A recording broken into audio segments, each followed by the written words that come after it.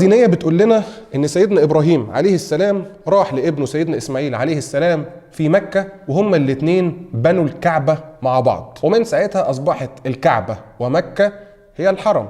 والقبيلة اللي بتسكن المكان ده بيكون ليها شرف كبير جدا بالنسبة للعرب، وقبائل بتيجي وقبائل بتروح لغاية ما في قبيلة اسمها خزاعة هي اللي بتسكن في مكة. قبيلة خزاعة دي سكنت مكة، سكنت الحرم، واصبحت هي كما يقال ساعتها اهل الحرم. لكن قبيله خزاعه ديت قبل ما تسكن الحرم وتسكن مكه كانت طردت القبيله اللي ساكنه مكه قبلها، وهي قبيله قريش. يعني قريش كانت ساكنه في الحرم مكه، وجت قبيله اخرى اسمها خزاعه طردت قريش وهي اللي سكنت مكانها. قريش راحت للجبال وتفرقت، اصبحت قبيله بدويه. بعد ما كانت زي ما بيسمى من اهل الحضر وساكنه في مكه، اصبحت مفرقه، قبيله مفتته، مفيش وحده بتجمعها زي باقي قبائل العرب.